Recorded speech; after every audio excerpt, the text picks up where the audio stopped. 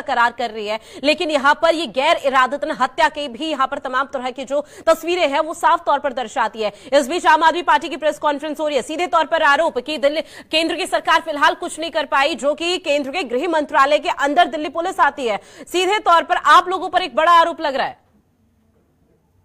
देखिए रितु जी, बहुत अच्छा सवाल है आपका। देखिए, जो कल दुखद घटना हुई उसका पूरी दिल्ली के हर परिवार को, हर व्यक्ति को बहुत दुखद घटना ऐसे नहीं होनी चाहिए, लेकिन जिस तरह आम आदमी पार्टी ने इस दुखद घटना में भी ये लोग राजनीति करने से बाज नहीं आ रहे, ये बहुत बड़े शर्म की बात है।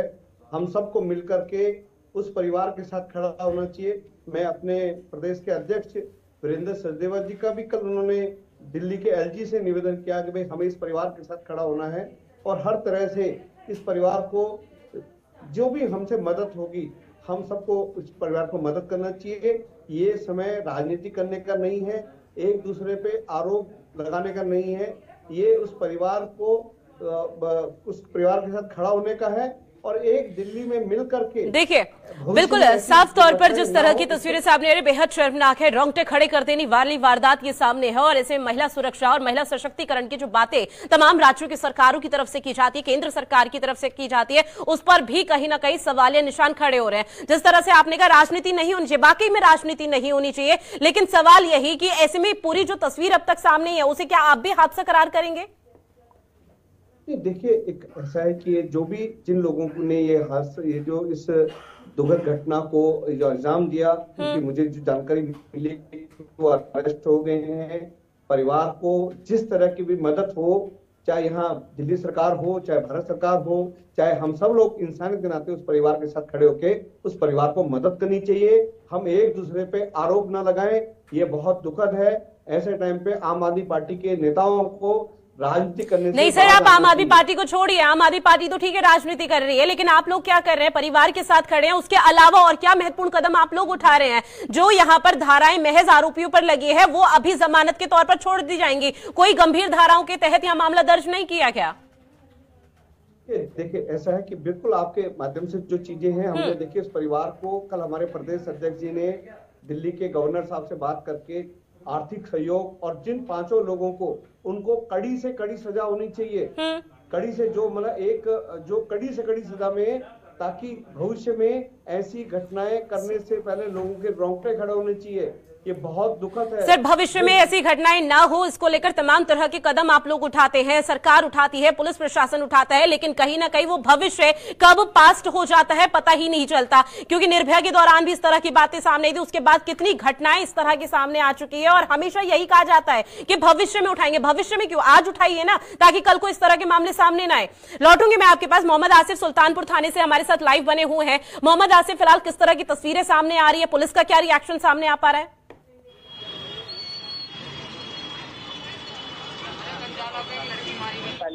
जांच कर रही है। कहीं ना कहीं ये सब ये बता दें कि अभी पुलिस जो है अब मृतक जो लड़की अंजलि थी उसके जो सोशल मीडिया अकाउंट से अभी उनको भी संभाल रही है कि कहीं ना कहीं जो आरोपी पकड़े गए हैं कि उनका कहीं कोई कनेक्शन तो नहीं रहा। तो अभी पुलिस जो अभी तक पुलिस अपनी थ्योरी दे रही थी, अब पुलिस भी उसमें कहीं ना कहीं खुद को उलझती भी देख रही है। इसलिए पुलिस भी अब इसमें क्या पहलू लेकर आती है वो देखने वाली बात होगी, क्योंकि अभी तक जो पकड़े गए आरोपियों के ऊपर जिस तरीके से हल्की धाराओं में मुकदमे दर्ज किए गए हैं और उन मुकदमों में कहीं ना कहीं वो यही तो उनकी आरोपियों की जमानत हो जाएगी। तो ये बहुत बड़ा सवाल लग रहा है, क्योंकि एक बहुत बड़ा जो हादसा हुआ है, जिस तरह की दुर्घटना हुई है, उसको महज पुलिस एक छोटा सा एक्सीडेंट मान के चल रही है। लेकिन कहीं ना कहीं जिस तरीके से पूरी जो तथ्य सामने आ रहा है, सीसीटीवी फुटेज सामने आ रहा है, और सबसे बड़ा सवाल ये रहा है कि कितने बिल्कुल आसिफ, देखिए पुलिस पर तो पूरी तरह से सवालिया निशान यहाँ पर खड़े उठ रहे हैं और इसमें कटघरे में आकर खुद खड़ी हो चुकी है। पहले इसे हादसा करार दिया जाता है, उसके बाद जो तमाम छोटी मोटी धाराएं होती है उसके तहत मामला दर्ज किया जाता है। लेकिन पुलिस का अभी फिलहाल क्या कुछ कहना, क्योंकि देखिए ये हादसा तो है नहीं जिस तरह की तस्वीरें सामने आई। ऐसे में तमाम जो यहाँ पर कानून के बड़े विशेषज्ञ हैं उनकी तरफ से भी इसे गैर इरादतन हत्या के तहत मामला दर्ज करने की बात की जा रही है। लेकिन अब पुलिस क्या पोस्टमार्टम रिपोर्ट का इंतजार कर रही है? अभी पुलिस पोस्टमार्टम रिपोर्ट का इंतजार कर रही है और लगातार अभी पुलिस आरोपियों से भी पूछताछ करेगी, क्योंकि अभी पुलिस लड़की के सोशल मीडिया अकाउंट भी खंगाल रही है। कहीं ना कहीं पुलिस भी अब कई एंगल से इस पूरे मामले को देख रही है और उसकी जांच कर रही है। तो हो सकता है आने वाले टाइम में अब इसमें कुछ और धाराएं जोड़ दी जाए, क्योंकि पुलिस इन्वेस्टिगेशन के बाद ही कुछ सामने हो पाएगा और उसके बाद पोस्टमार्टम रिपोर्ट जो आएगी सामने, क्योंकि कहीं ना कहीं जिस तरह से लड़की की डेड बॉडी रोड पे मिली है बगैर कपड़ों के और परिवार भी लगातार इसमें आरोप लगा रहा है। अभी अब जैसे कि आप लड़की की मां का बयान भी सुन रहे थे कि लड़की के साथ कहीं ना कहीं सेक्सुअल असल्ट भी हुआ है, कहीं ना कहीं जैविक रेप की बात भी सामने आ रही है। तो वो एक बहुत बड़ी बात है कि देखने वाली बात ये होगी कि अभी पुलिस जिस तरीके से जांच कर रही है अब इसमें क्या क्या एंगल से जांच कर। बिल्कुल, देखिए कई महत्वपूर्ण सवाल खड़े उठते हैं और उन पर सवालों का जवाब जानने बेहद जरूरी है, जो कि पोस्टमार्टम रिपोर्ट के बाद ही सामने आएंगे। ऐसे में अफशा एक बार फिर से रुख आपका, चूंकि देखिए आप जहां पर मौजूद है वहां स्थिति परिस्थिति अनुकूल नहीं है। हर वो सारी स्थिति परिस्थिति ये गवाही भी नहीं देती कि परिजनों से बातचीत की जाए, लेकिन एक बार फिर भी उनकी मां से जानने की कोशिश कीजिए कि पुलिस प्रशासन जिस तरह से अपनी कार्यप्रणाली को आगे बढ़ा रहा है क्या उससे वो संतुष्ट है।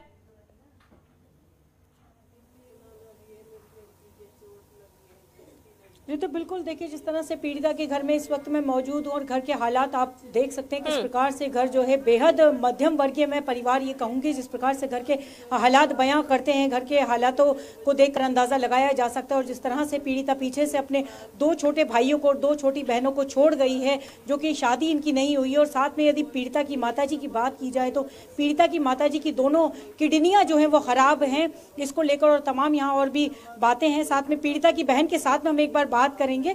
पीड़िता की माता की स्थिति इस वक्त जो है बेहद खराब है, बात करने के लायक नहीं है। हालांकि बात करने का समय नहीं और बात करने के कोशिश फिर भी मैं एक बार करूंगी इनके साथ बात। बहन के साथ पहले एक बार आपकी मैं बात करूंगी। आप बताइए क्या हुआ था, आपकी आखिर बार बात जो हुई थी कब हुई थी?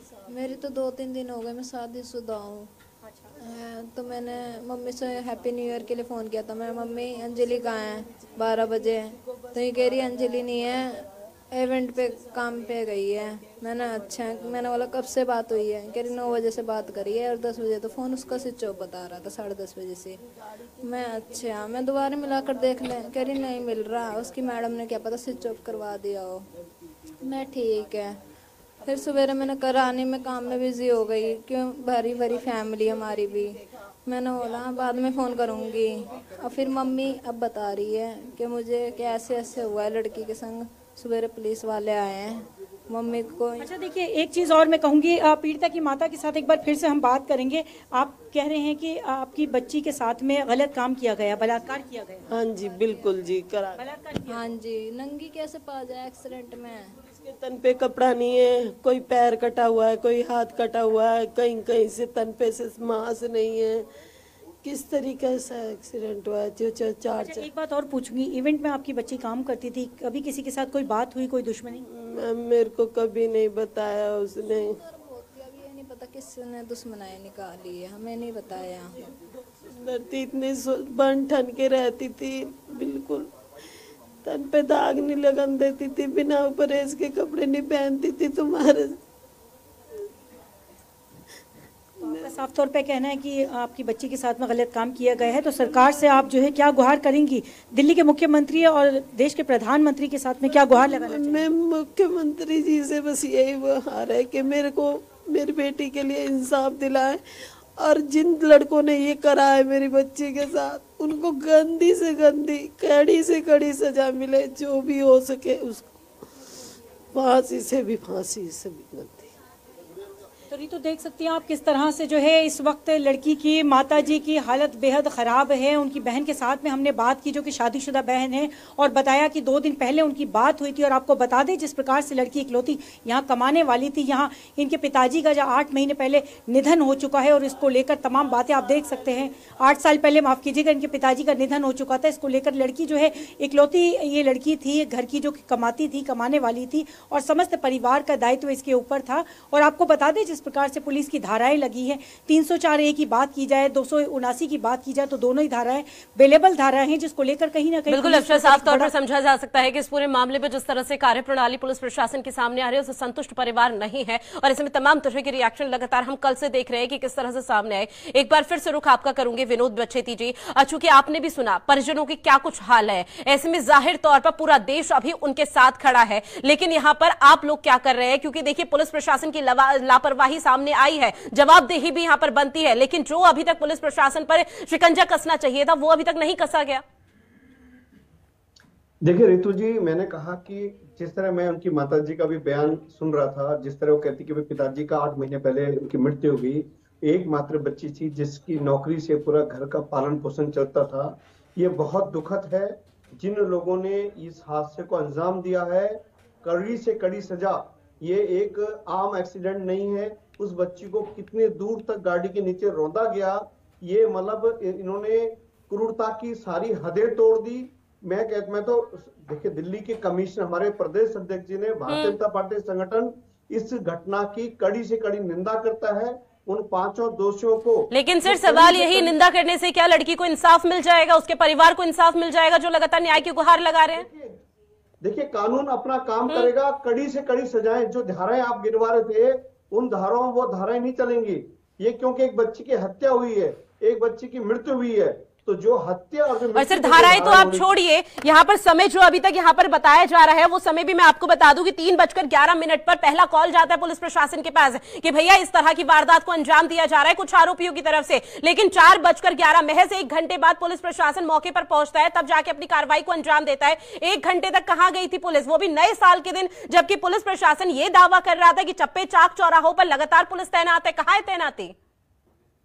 देखिए, इसमें ऐसा है, देखिए रितु जी, क्योंकि आपके माध्यम से मुझे पता चला कि इतने देर के बाद गए, कहीं ना कहीं कोई अगर कमी हुई है पुलिस के माध्यम से, तो वो अधिकारियों के ऊपर भी, उनके ऊपर भी कार्रवाई होनी चाहिए। केवल मैं इतना कहूंगा कि देखिए, इस परिवार के साथ दिल्ली की मतलब करोड़ों पूरी जो जनता है उनके दुख के साथ में उनके साथ खड़ी है। हम लोग जो दोषी हैं उनको कड़ी से कड़ी सजा होनी चाहिए, उनके ऊपर धाराएं होनी चाहिए, ताकि भविष्य में उनको छूटना नहीं चाहिए। उन्होंने एक परिवार का जो दीपक था उसको बुझा दिया। उस परिवार के, उस बच्चे के माध्यम से पूरे परिवार का पालन पोषण चलता था। पुलिस प्रशासन की कमी है, उनके ऊपर दोषी अधिकारियों के ऊपर कार्रवाई होनी चाहिए। दिल्ली में जो वातावरण हो रहा है, जिस तरह का वातावरण चल रहा है ये दिल्ली में, एक सवाल पैदा करता है दिल्ली के सर। एक नहीं, कई सवाल पैदा करता है, और कई सवाल में ये भी कि ये सिर्फ इस लड़की के, अब ये घटना वारदात सामने आ गई तो ऐसे में कई तरह के सवाल निशान पुलिस प्रशासन पर खड़े हो रहे हैं। और सिर्फ बात एक लड़की की नहीं, कल को ये सुरक्षा की बात मेरी भी आती है। तमाम जो लड़कियां आपके आसपास रह रही है उन लोगों की सुरक्षा पर भी सवाल अब खड़े हो रहे हैं कि आप लोग, केंद्र सरकार या राज्य सरकार क्या सुरक्षा लड़कियों को दे पा रही है। खैर, समय की कमी है, आप हमारे साथ जुड़े सर, चर्चा की उसके लिए शुक्रिया। मोहम्मद आसिफ, अफशा खान, तमाम जानकारी साझा की उसके लिए शुक्रिया। तो राष्ट्रीय राजधानी दिल्ली के सुल्तानपुरी में नए साल के दिन हुए सड़क हादसे में पुलिस पर लीपापोती का सीधे तौर पर आरोप लगा है। छोटी मोटी धाराओं के तहत मामला दर्ज किया गया, लेकिन यहां पर जो कानून के विशेषज्ञ हैं उनकी तरफ से साफ तौर पर कहा जा रहा है कि जो छोटी मोटी धाराएं, ये तो महज कुछ दिन बाद जमानत हो जाएगी इन तमाम आरोपियों की। जो यहां पर हादसा करार पुलिस प्रशासन कर रहा है वो हादसा नहीं, गैर इरादतन हत्या है, जिसके तहत यहां धाराओं को दर्ज करना चाहिए, मामले को दर्ज करना चाहिए, लेकिन वो तस्वीरें अभी तक सामने नहीं आ पा रही हैं। ऐसे में एक बार फिर से महिला सुरक्षा पर सवाल निशान खड़े हो रहे हैं। पुलिस प्रशासन इसकी जवाबदेही है, लेकिन अभी तक पुलिस की तरफ से कोई खास रवैया सामने नहीं आया। अब इस पूरे मामले पर किस तरह की लीपापोती आगे आने वाले समय में पुलिस प्रशासन खुद करता हुआ नजर आता है, देखना बेहद महत्वपूर्ण रहने वाला है। फिलहाल हमारी खास पेशकश में इतना ही। आप बने रहिए जनतंत्र टीवी के साथ। नमस्कार।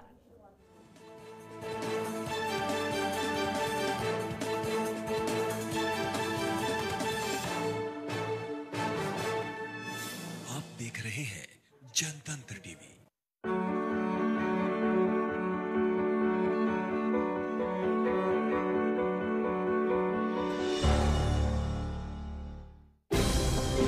उच्च तकनीक, बेहतर इंफ्रास्ट्रक्चर, आधुनिक सुविधाएं, काबिल फैकल्टीज, सुरक्षित परिसर, हरित परिवेश, ये पहचान है मुजफ्फरनगर मेडिकल कॉलेज एवं अस्पताल की।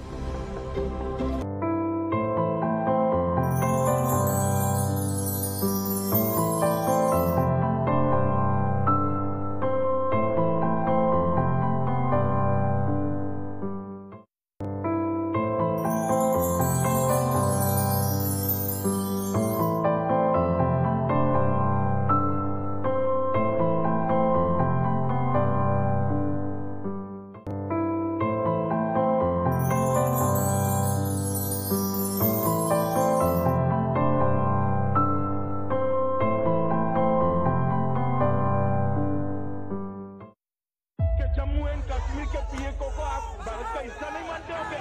जान दे देंगे इसके लिए। सच ढूंढते हैं हम। बहुत दिन चलेगा नहीं है। हम सबको मालूम है कि आने वाला सच देखते हैं हम। मुख्यमंत्री योगी आदित्यनाथ ने आदेश दिया कि अब से ट्रैक्टर ट्रॉली पर यात्रियों को न ले जाए। सच लिखते हैं हम। हमारा सिद्धांत है, हम घर में घुस के मारेंगे। सच दिखाते हैं हम। सच बताते हैं हम, क्योंकि सच है जरूरी। सच मतलब जनता टीवी।